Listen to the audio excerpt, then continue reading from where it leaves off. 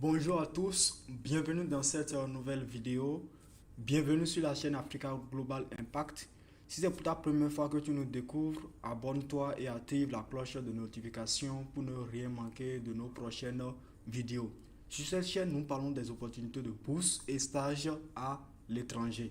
Alors aujourd'hui, il est question de vous parler de la bourse de la Banque islamique de développement qui a été lancée depuis le début de ce mois de janvier et qui prendra rigoureusement fin le 31 janvier 2026. Alors sans plus tarder, on ira sur la barre de recherche, sur notre moteur de recherche et nous allons taper Bourse BID, Banque islamique de développement. Bourse BID.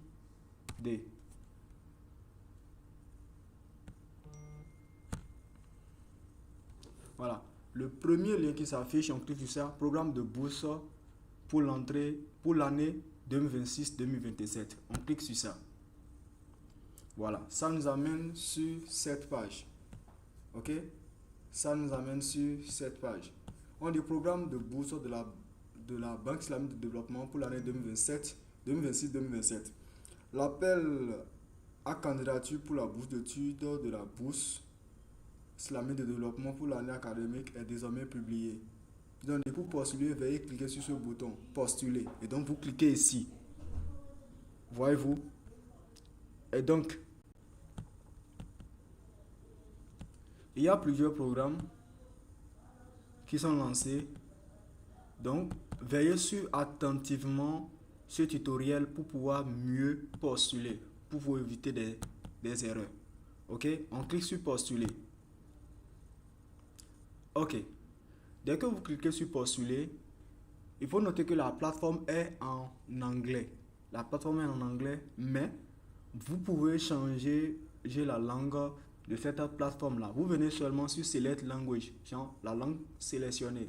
Sélectionnez la langue. Vous sélectionnez, ici ils ont mis l'anglais et le français. Vous cliquez français. Alors là, la plateforme se traduit maintenant en langue française.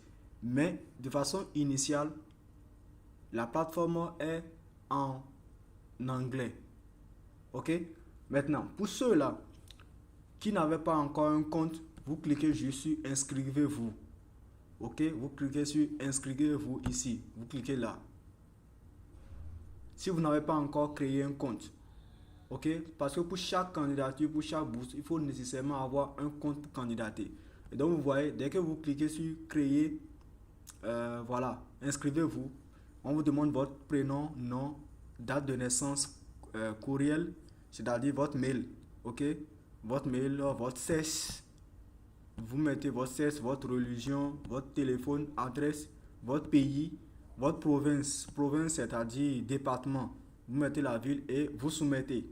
Dès que vous soumettez, vous allez recevoir un lien directement dans votre mail. Soit directement dans votre mail ou au niveau de la boîte indésirable, c'est-à-dire au niveau de spam. Donc si vous ne recevez pas ça directement, allez au niveau de spam et vous verrez la notification qui vous a été envoyée afin d'activer votre compte. Et après, ça va vous rediriger à nouveau vers la plateforme. Mais moi, j'ai déjà un compte. OK? J'ai déjà un compte, j'ai déjà créé un compte, donc je vais directement me connecter sur mon compte. OK? Et donc, dès que vous venez ici pour pouvoir vous connecter, vous mettez votre mail, vous mettez votre mot de passe et vous cliquez sur connexion. Donc, dès que vous cliquez sur ça, vous aurez une notification, il y aura un code qui va venir, ce code de vérification qui viendra directement sur votre mail. Moi, j'ai déjà reçu pour moi. Et donc, c'est ça que je vais juste inscrire ici pour pouvoir me connecter. 18 27 32. Et donc, vous mettez soumettre.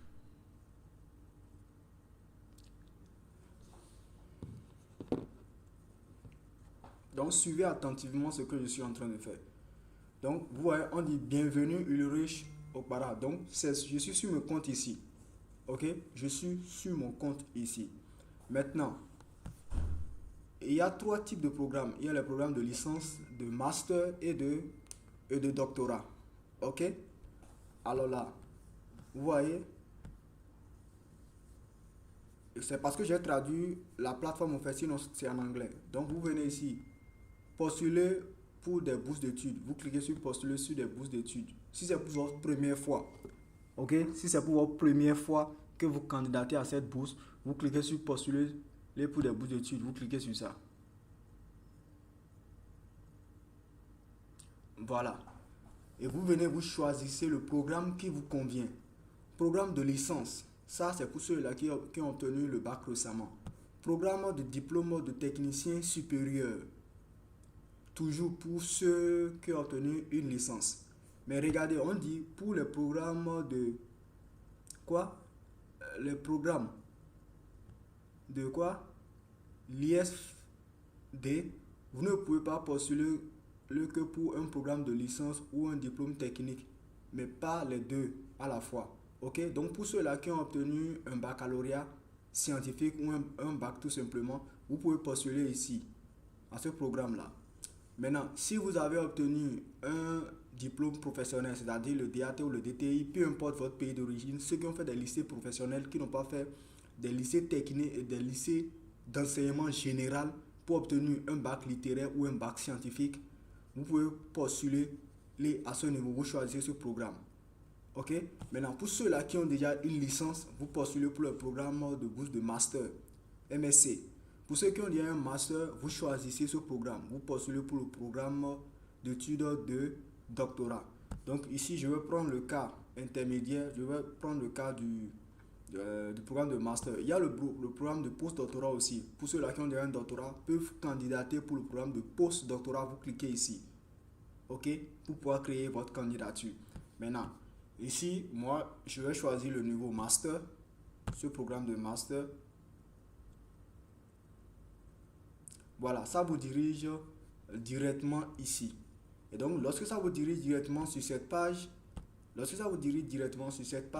on vous demande d'appliquer maintenant. Appliquer maintenant. Apply now. Ok? Moi, lorsque je vais cliquer sur ça, ils vont me dire que j'ai déjà une candidature. Vous voyez, vous avez déjà une demande. Donc, vous ne pouvez pas cliquer sur ça parce que j'ai déjà une demande en cours. Il suffit juste d'aller sur ma candidature précédente pour cliquer sur ça et continuer parce que j'ai une candidature, un dossier qui est en cours déjà. Ok? Maintenant, revenons sur les pièces à fournir. Ils ont dit avant de commencer votre candidature, vous devez lire attentivement les détails, les critères d'éligibilité et les conditions du programme de votre choix. Ils ont dit toutes les informations doivent être fournies dans la langue de la plateforme de candidature. Veuillez joindre une traduction certifiée de tout document qui n'est pas dans la langue du formulaire. Ok, la langue du formulaire ou de la plateforme, c'est l'anglais. Ok, c'est l'anglais. Ils ont dit toutes les informations demandées doivent être fournies, sinon la candidature peut être retardée ou ne pas être traitée entièrement. Donc vous êtes averti. Vous devez fournir tous les documents qui ont été demandés. Donc on va rapidement lire les conditions.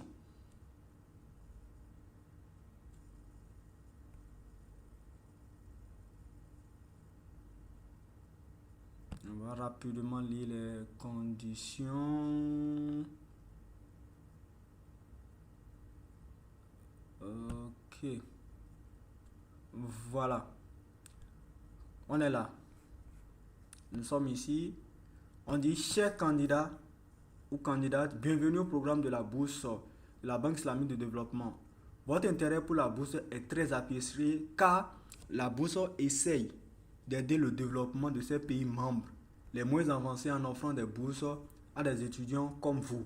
Donc, toutes les informations doivent être fournies dans la langue de la plateforme de candidature. Comme je l'ai dit, la plateforme de candidature est l'anglais. La langue de la plateforme de candidature est l'anglais. Ils ont dit, avant de poursuivre votre candidature, veuillez vous rassurer que vous avez des éléments suivants.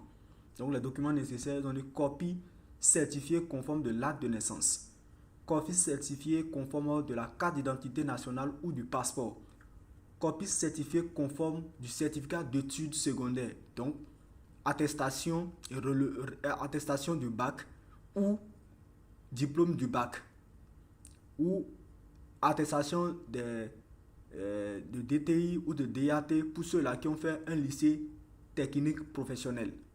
pour pouvoir obtenir des diplômes professionnels, peu importe votre pays. Mais vous devez être membre. Votre pays doit être membre euh, de la Banque islamique de développement. Donc voilà, tous les pays ne sont pas éligibles. Donc veuillez consulter la liste des pays qui sont éligibles pour cette bourse. Ok. Après ça, relever. On demande les relevés, les copies des bulletins de notes du lycée. Ça, c'est pour voilà, la terminale. Ou le bac, la terminale. Voilà. On dit copie certifiée conforme du certificat d'admission à un collège ou à une université si disponible. Donc, ce n'est pas une obligation. Je suppose que, par exemple, vous voulez postuler pour le master 1. Pour quelqu'un qui a déjà une licence, il doit avoir une admission, normalement. Mais si vous n'avez pas une admission, c'est pareil pour ceux-là qui veulent postuler pour le doctorat 1, qui ont déjà un master, vous devez avoir une admission ou une fiche de préinscription. Une fiche qui pour que vous avez déjà une acceptation dans une université pour pouvoir commencer un doctorat ou un master ou une licence. Si vous en avez, vous mettez. Ici, le certificat d'admission dans nos universités, ça représente des fiches de préinscription. Ok? Maintenant, on demande enfin certificat de bonne santé d'un médecin ou d'un hôpital agréé. Ok? Donc, je vous recommande d'aller dans les centres de santé publics reconnus par l'État. Ok? Note importante. Ils ont dit tous les candidats doivent présenter leurs certificats originaux, y compris le certificat d'admission à l'université ou au collège si disponible au moment de l'entretien. Parce qu'il y a une première phase qui est l'étude des dossiers et après ça, ceux qui seront présélectionnés vont passer à un entretien avant de délibérer de façon définitive. Ok? On dit en 3, toutes les demandes de renseignements sur le programme doivent être adressées au correspondant désigné de la bourse pour le programme de bourse dans le pays ou à l'organisation ou la personne mentionne dans l'annonce du programme. Ok? Voilà. On devait suivre strictement les directives données ci-dessous pour soumettre votre candidature. Donc, voilà un peu. Voilà un peu ce que vous devez retenir pour pouvoir postuler à cette bourse. Voilà.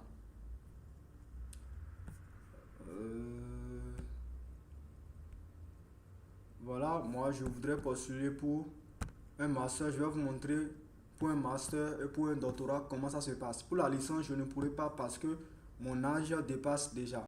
Parce qu'il y a un âge limite. Ok? Il y a un âge limite. Et il faut noter qu'en créant la candidature, si vous êtes éligible, vous vous posez assez de questions. Donc vous devez répondre oui, oui, oui partout. Si vous ne mettez pas oui, oui, oui partout, on ne va pas vous donner accès à la plateforme. Donc c'est très très important. On vérifie d'abord votre éligibilité avant de vous donner accès à cette plateforme.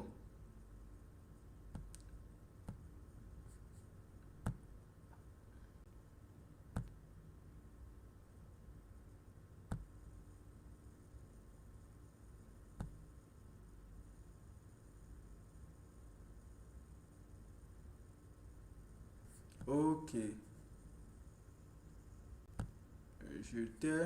J'étais là. Voilà. Vu que j'avais des candidatures en cours, on dit voir mes candidatures. Donc, pour ceux-là qui ont déjà commencé par soumettre leur candidature, soumettre les dossiers, commencer par remplir les trucs, vous allez déjà choisir un programme de licence, de master, de doctorat ou de post-doctorat. Vous allez voir, après quand vous allez revenir, vous allez voir un truc comme ça.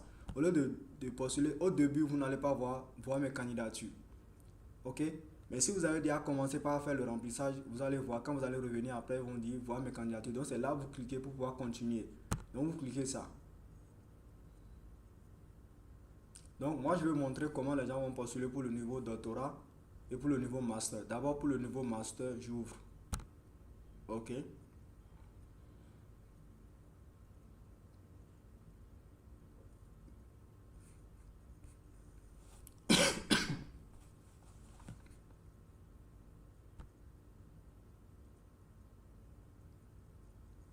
Voilà. Donc nous sommes là pour le niveau master. On demande l'étape 1, on demande le profil de de l'étudiant.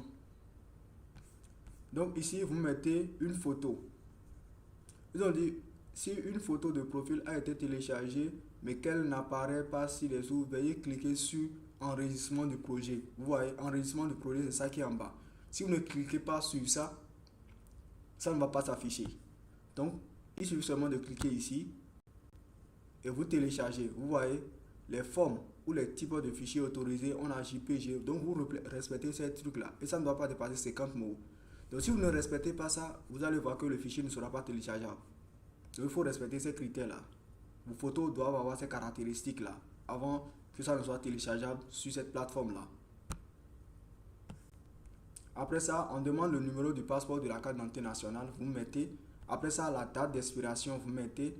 On dit tous les détails saisis doivent correspondre à ceux figurant sur votre passeport ou votre carte d'identité nationale, y compris le nom complet de la date de naissance. Donc, vous mettez en grand caractère la manière dont c'est écrit sur la carte d'identité nationale ou sur le passeport, vos noms, prénoms, date et lieu de naissance. Vous mettez tout,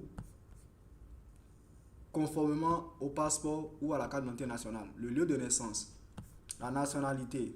Si vous êtes du Bénin, vous mettez Bénin. Si vous êtes de la Zambie, vous mettez le nombre d'enfants. Si vous n'avez pas d'enfants, vous mettez 0. Tranche d'âge des enfants. Si vous n'avez pas d'enfants, vous mettez également 0. Ok?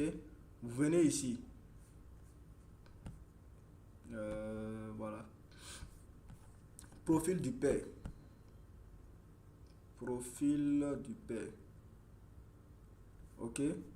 On est au niveau des informations concernant les parents. Ok? Profil du père. On demande le nom, l'âge, l'emploi actuel de papa, les revenus nus de papa, le nombre des autres enfants. Si vous avez 4 soeurs, 3 soeurs, vous mettez leur âge en succession. S'ils ont 10 ans, 15 ans, 20 ans, vous mettez ça aussi comme ça. Les coordonnées du candidat, vous mettez domicile, voilà, votre pays, votre ville, votre département, c'est ça qui est province. Code postal, si vous êtes du Bénin, vous mettez 229, etc. Si vous êtes de la Côte d'Ivoire, vous mettez 225. Courriel, vous mettez votre mail. Ils ont dit, la correspondance se fait principalement par courriel. Vous devez disposer d'une adresse courriel. Donc, c'est votre mail, vous mettez ici. Le mail qui est fonctionnel, c'est ça vous mettez.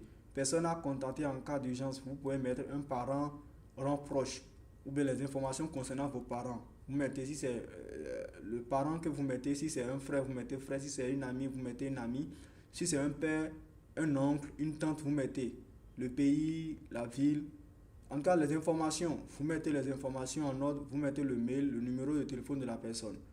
Autre, avez-vous un parent, un ami, une connaissance à l'habitude, vous mettez non, vous n'avez pas une connaissance. Avez-vous déjà postulé auparavant, vous mettez également non. Et après, vous cliquez sur enregistrement du projet. Si vous ne cliquez pas sur enregistrement, ça ne va pas s'enregistrer. Donc ça veut dire que vous aurez perdu du temps. Après avoir fini d'enregistrer,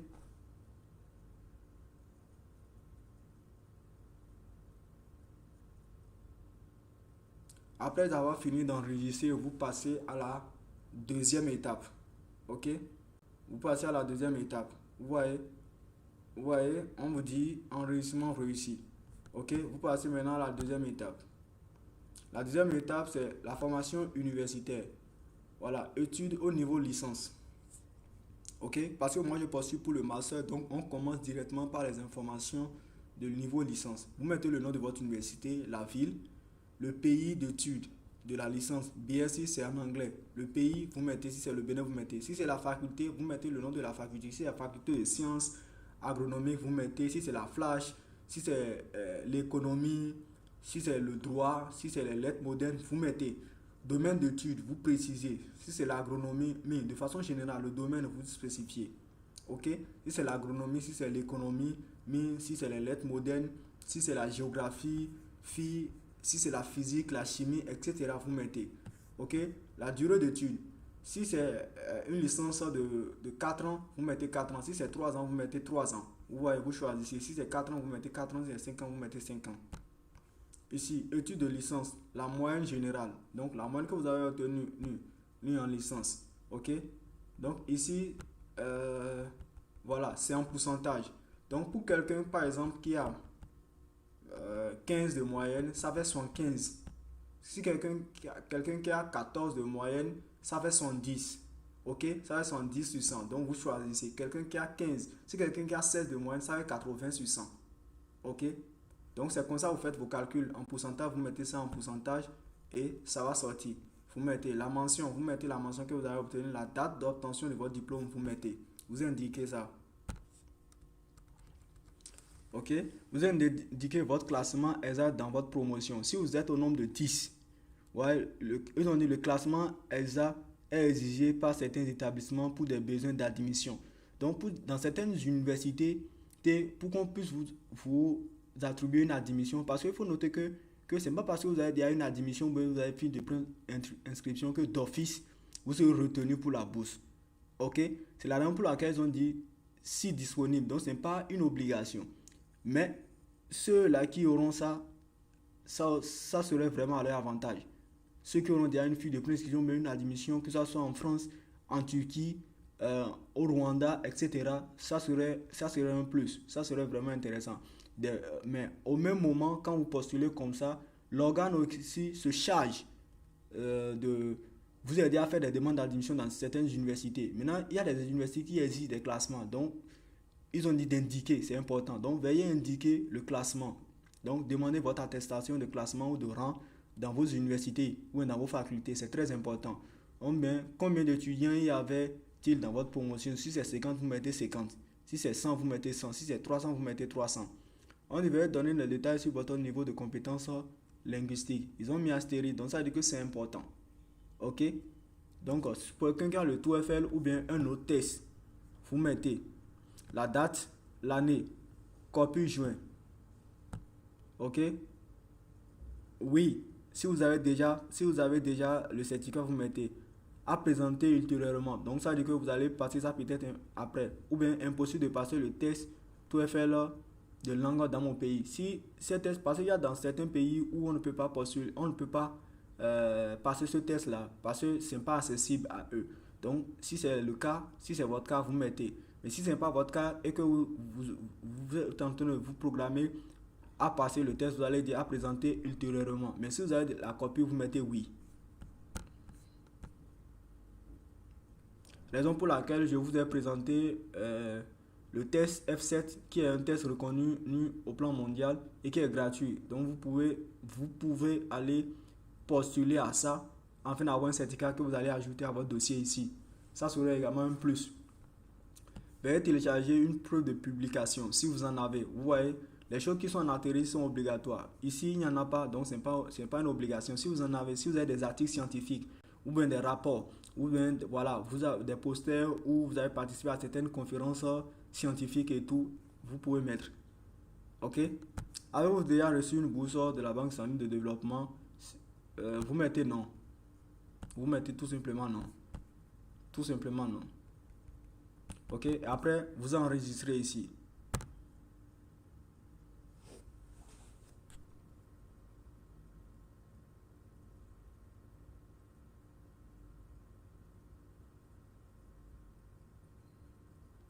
Donc, veuillez suivre à la lettre tout ce que je suis en train de dire ici. Patientez-vous, calmez-vous. C'est pour que vous ne fassiez pas des erreurs que nous nous permettons de vous aider avec ces tutoriels-là. Donc, suivez-les calmement et respectez exactement ce que nous avons dit dans nos tutoriels. Ok? Ça va vous aider. Après ça, maintenant, vous venez au niveau de propositions d'études pour le diplôme de master. Voilà. Donc pour le diplôme de master, on dit domaine d'études proposé pour le diplôme d'études de master. Veuillez sélectionner, vous sélectionnez votre domaine. Donc si c'est le domaine par exemple des sciences, vous mettez sciences. Si c'est génie, vous mettez génie. Si c'est la technologie, vous mettez la technologie. Si c'est la médecine, vous mettez la médecine. Si c'est les sciences médicales, vous mettez. Donc ici, vous voyez. Donc si c'est la médecine, vous choisissez le domaine de façon générale. C'est ici que vous allez trouver le domaine de façon spécifique. Donc moi, vu que je suis un agronome, je vais mettre par exemple le domaine des sciences. Ok? Maintenant ici, vous choisissez le domaine proposé. Vous voyez, il y a l'agriculture, il y a l'élevage, il y a l'agriculture, il y a l'agriculture, il y a l'élevage, il y a l'architecture, la biologie, la biotechnologie, la chimie, génie chimie, génie civil, ingénierie côtière, informatique, génie électrique, électronique, énergie, environnement, technologie alimentaire, géologie. Donc il y a plusieurs domaines. Vous voyez les mathématiques, la nutrition, vous voyez la télécommunication, ressources hydriques, tout ça. Donc vous choisissez un domaine. Donc moi, vu que je suis un agronome, moi je vais choisir le levage par exemple. Ok? On dit indiquez brièvement ci-dessous ce que vous aimeriez étudier, votre domaine de recherche préféré et donnez-en les raisons scientifiques et selon les besoins de votre pays. Donc vous faites un bref résumé, c'est un paragraphe. Hmm? C'est un petit paragraphe que vous allez produire ici et vous allez copier et coller ici à ce niveau. Donc ce qu'on vous demande d'indiquer c'est quoi? On dit d'indiquer ce que vous aimeriez étudier réellement. Qu'est-ce que vous aimeriez étudier votre domaine de recherche préféré, c'est quoi? Et donner les raisons pour lesquelles vous avez fait ce choix-là, les raisons scientifiques. Et ça doit être en fonction des besoins du développement de votre pays d'origine. Ok? Ça sous-entend en fait votre projet de recherche quoi. Donnez un bref résumé par rapport à votre projet de recherche. Ok? Donc, veillez à ça. Avez-vous déjà une admission dans une université? Si oui, vous mettez oui. Sinon, vous mettez non. Vous n'avez pas encore une admission, vous mettez non. Après ça, vous enregistrez encore. N'oubliez jamais, quand vous mentionnez, vous mettez des informations, vous remplissez des informations, à la fin, enregistrez toujours. Si vous n'enregistrez pas, c'est un problème. Vous serez obligé de reprendre encore. Après, maintenant, vous passez aux informations supplémentaires. On dit l'attribution d'une bourse par la BID nécessiterait en cas de besoin des études à l'étranger. Avez-vous une réservation qui pourrait vous empêcher de voyager? Vous mettez non. Avez-vous postulé une fois pour une bourse d'études de la BID? Vous mettez non. Disposez-vous d'un revenu annuel ou d'une source de revenus? Vous mettez non. Après, vous enregistrez. Ok? Après, vous enregistrez. N'oubliez surtout pas, à chaque fois, à chaque remplissage, à chaque étape, vous devez enregistrer tout ce que vous avez rempli, toutes les informations que vous avez fournies. Ok? Après, maintenant, on demande les pièces jointes. Ok? On dit, veuillez ne télécharger qu'en format PDF. Donc, c'est uniquement les formats PDF qui sont acceptés. On dit ici, télécharger une traduction certifiée de tout document dans une langue différente de celle utilisée dans le formulaire de candidature, le cas échéant. On dit le cas échéant. Donc, c'est si nécessaire, le cas échéant. Ce n'est pas une obligation, mais si vous en avez, vous mettez. Tous ceux-là qui viennent de l'Afrique francophone et qui aimeraient postuler à ce programme, généralement, tous vos documents sont en français. Mais si vous avez la possibilité de traduire vos documents en anglais, faites-le. C'est-à-dire quoi? Vous avez les originaux qui sont en français, la traduction à côté. Donc, vous attachez ça en un seul dossier et vous mettez. Donc, si vous prenez votre bulletin, l'original qui est en français, vous mettez ça, vous faites une compilation de documents, vous mettez cela ensemble en un seul PDF, l'original et la traduction en langue anglaise. Ok? Et donc, vous téléversez ici. Ok?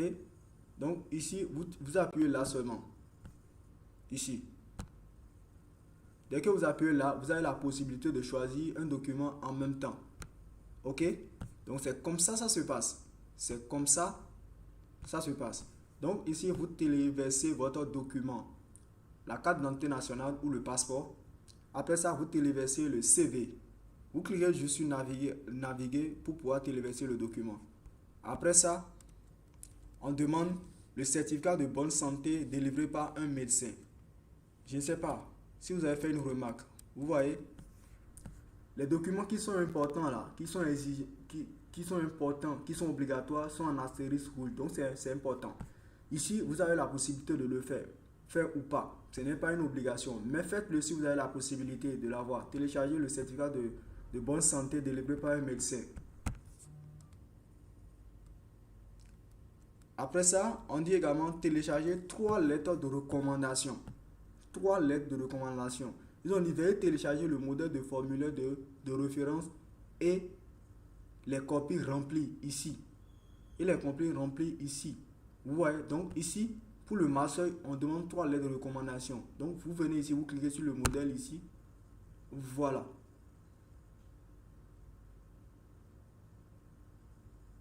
Vous voyez, le modèle ici est en PDF. Ouais, c'est ça.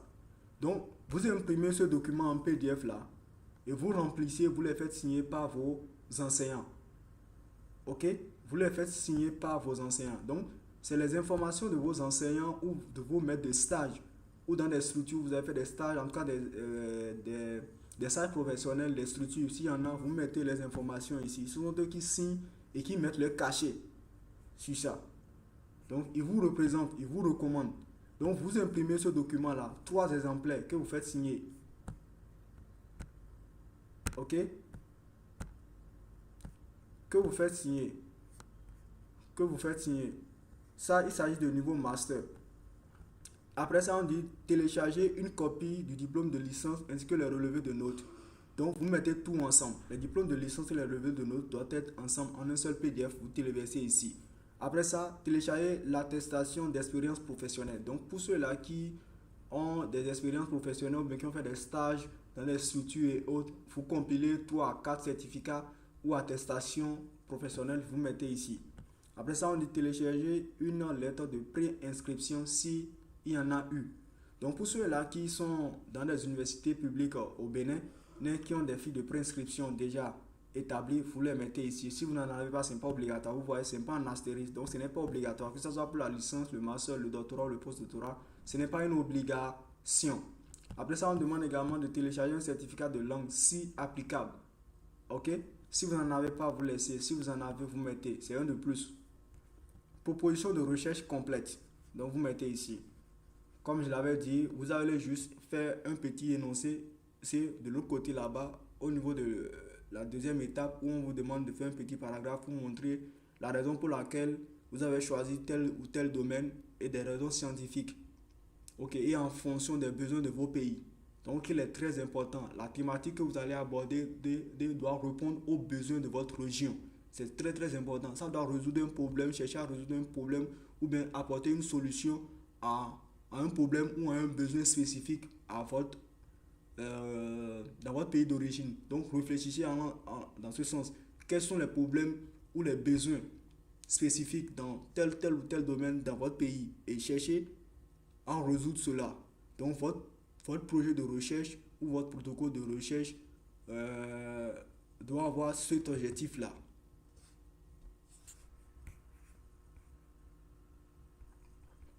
Après ça, maintenant, on dit télécharger la lettre de nomination ou attestation du chef de votre institution. Donc, ici, le formulaire est là. Aussi, vous imprimez ce document. Ok? Vous imprimez ce document, vous le faites signer par votre chef de département ou le doyen, le directeur de votre faculté. Ok? C'est très important. Vous voyez le directeur de votre faculté. Donc, ce sont eux qui vont remplir. Ça, ils vous recommandent, ils vont remplir. Vous voyez, ils vont signer, ils vont mettre la date, ils vont mettre du cachet. C'est très important. Dès qu'ils ne verront pas toutes ces informations-là, ils ne vont pas prendre au sérieux votre dossier. Et donc, après avoir fourni toutes ces informations, vous venez ici au niveau de... Vous enregistrez toujours. Après l'enregistrement, vous venez au niveau de la déclaration. Ok? Au niveau de la déclaration, vous mettez je suis d'accord, vous cliquez ici seulement. Ok? Je suis d'accord, vous cliquez, vous cochez cette case-là. Et après ça, après avoir fini d'enregistrer, vous mettez soumettez. Donc, dès que vous cliquez ici, vous soumettez automatiquement votre dossier. Maintenant, avant de soumettre, il faut toujours faire une énième vérification. Depuis le début, vous revenez juste en arrière, vous cliquez ici. Vous verrez ce que vous avez fait dans la première étape. Ici, au niveau de la deuxième étape. Ici, au niveau de la troisième étape. La quatrième étape. La cinquième étape. Et la dernière étape ici. Les pièces à joindre. Et enfin, la déclaration. Si vous êtes d'accord, vous cochez et vous soumettez votre dossier. Et c'est fini. Ça, c'est pour le niveau master. Pareil aussi pour le niveau doctorat. Seulement qu'au niveau doctorat, on n'a pas besoin des lettres de recommandation, mais vous avez plutôt besoin du dernier document PDF que vous devez télécharger. C'est la lettre de nomination de votre chef, du chef de votre établissement. Ok, que ce soit le doyen ou le directeur ou le chef de département de votre faculté ou de votre département, un truc comme ça. Donc ce sont eux qui vont vous nominer en tant que leur étudiant et autres. C'est dans le but quand même de soutenir votre candidature pour cette bourse d'études.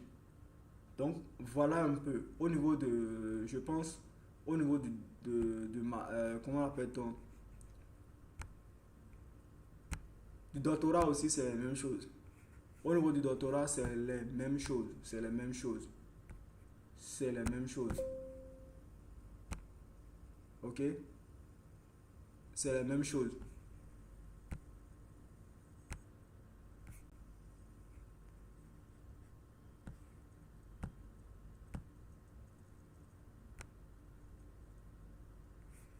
Donc voilà, je reviens ici toujours au niveau de ma candidature pour vous montrer qu'au niveau du doctorat aussi c'est pareil.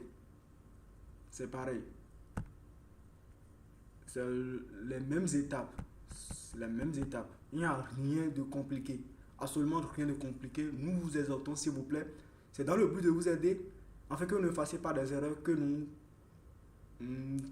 créons ces tutoriels. Nous mettons ces tutoriels plutôt à votre euh, disposition pour que vous puissiez mieux postuler. Et donc, si après avoir suivi ces tutoriels, vous avez des préoccupations majeures, des préoccupations spécifiques, veuillez les notifier dans nos différents groupes et les administrateurs vont répondre calmement. Mais avant de poser des préoccupations, veuillez lire attentivement tout ce que nous avons mentionné ici. C'est très important. C'est pour vous. C'est pour vous. Aidez-nous à vous aider, s'il vous plaît, les amis. C'est très important. C'est très très important. Merci de nous avoir suivis et à très bientôt pour une nouvelle vidéo, les gars.